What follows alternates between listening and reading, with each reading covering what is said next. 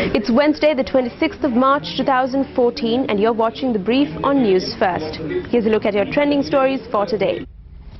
As the possible crucial vote on the resolution of Sri Lanka draws closer, the third draft resolution of Sri Lanka has been circulated among the delegates of the UN Human Rights Council in Geneva. Here's a look at its contents.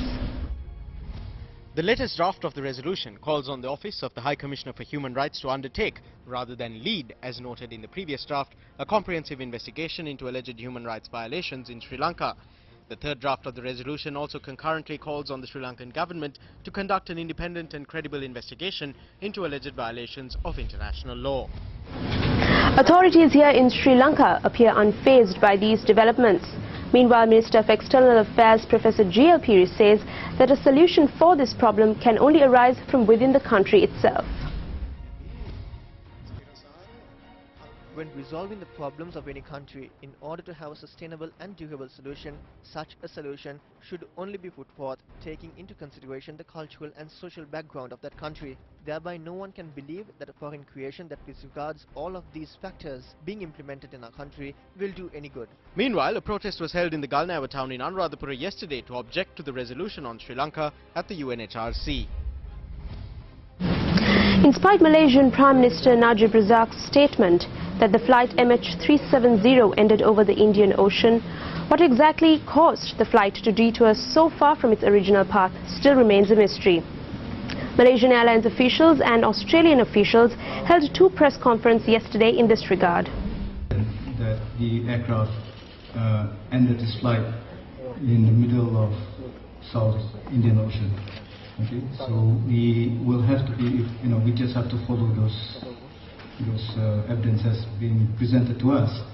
And what we did yesterday was to share that as quickly as possible to the next of kin. And will I resign? It's a personal, basically, decision. We'll take it later. Let's be clear. To this point in time, we have not successfully identified and recovered any debris from the aircraft in question. Well, when you've got to suspend operations for 24 hours because of the weather, these beautiful aircraft behind me are all on the ground, as you can see, because it's unsafe to fly down there. Here's a story that will interest all you environmentalists.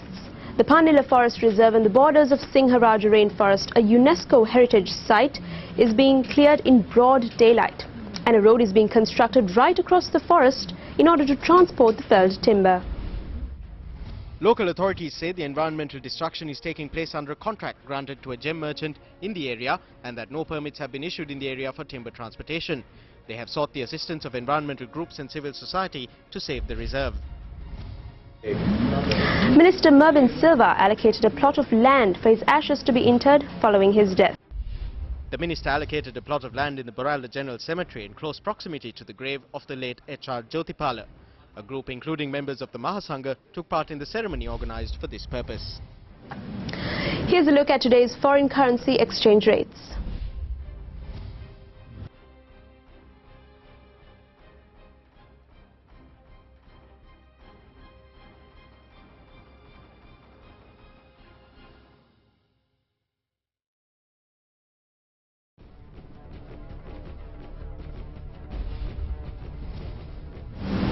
And that's a wrap of The Brief. Thank you for joining us. For the Newsfirst team, I'm Nicola D'Souza. And always remember, be briefed.